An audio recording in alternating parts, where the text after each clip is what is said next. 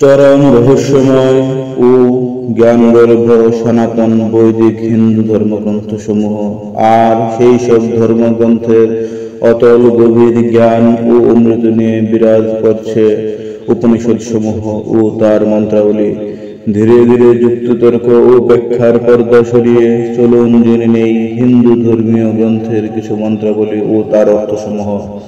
জানতে হলে এবং এই চ্যানেলে নতুন হলে এখনই সাবস্ক্রাইব করুন আমাদের বাঙালির তন্ত্রমন্ত্র ইউটিউব চ্যানেলটিকে। বাংলা ভাষায় সাজানো অডিও ও ভিডিও লাইব্রেরি। আসুন প্রিয় দর্শক ও শ্রোতা, তাহলে এবার শুরু করা যাক উপনিষদের মন্ত্রসমূহ। বৃহদারণ্যক উপনিষদ পঞ্চম অধ্যায়, পঞ্চম ব্রাহ্মণ। সত্যই ব্রহ্ম। এখানে সৃষ্টিক্রমে ব্রহ্মের উৎপত্তি, সত্য শব্দের বিশ্লেষণ এবং সত্যের বিপরীত অসত্যের স্বরূপের কথা বলা হচ্ছে। এই দৃশ্যমান জগৎ আগে ছিল জলরূপে। এই জলই সত্যস্বরূপ পরমাত্মাকে সৃষ্টি করেছিলেন। তাই সত্য ব্রহ্ম প্রথমজ। সত্য ব্রহ্ম সৃষ্টি করলেন প্রজাপতিকে, প্রজাপতি দেবতাদের সৃষ্টি করলেন, দেবতারা তাই সত্যের উপাসনা করেন। সত্য এই শব্দটির মধ্যে তিনটি অক্ষর যুক্ত। প্রথম অক্ষর স, দ্বিতীয় অক্ষর ত, তৃতীয় অক্ষর অন্তস্থজ। এর মধ্যে প্রথম অক্ষর স আর শেষ অক্ষর অন্তস্থজই সত্য, মাঝের অক্ষর ত অসত্য। কারণ মৃত্যু এবং অনৃত এই দুই শব্দের মধ্যেই ওই ত আছে।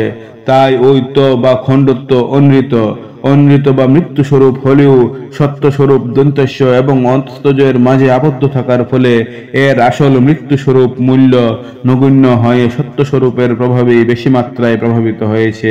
এই কারণে সত্যভাবী পেয়েছে।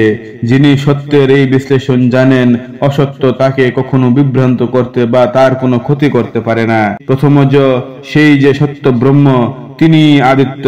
আদিত্য মণ্ডলে যে পুরুষ আর মানুষের দক্ষিণ চক্ষুতে যে পুরুষ, দুই সত্য ব্রহ্ম একে অপরের প্রতিষ্ঠিত, একে অপরের আশ্রয়। আদিত্য মণ্ডলের পুরুষ প্রাণীর চক্ষে আশ্রয় করে আছেন তার অসংখ্য রশ্মির সাহায্যে, আর চক্ষুতে যে পুরুষ, ইনি আদিত্য মণ্ডলের আদিত্য পুরুষকে আশ্রয় করে আছেন প্রাণসমূহের সাহায্যে।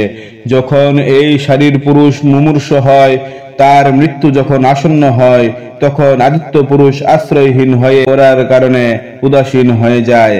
তার চোখ আর তখন রশ্মি দেখে না, আদিত্য মণ্ডলকে দেখে রশ্মিবিহীন, শুভ্র সাদা।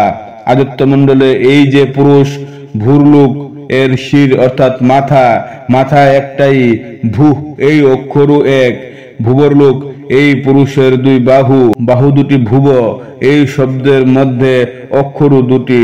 স্বরলোক এর প্রতিষ্ঠা, দুই পা, পা দুটি, আর স্বর শব্দের মধ্যে অক্ষরও দুটি। অহ অর্থাৎ দিন এর উপনিষদ অর্থাৎ গুপ্ত নাম বা ছদ্মনাম। যিনি একে এইভাবে জানেন, তিনি যাবতীয় পাপকে বিনাশ করেন।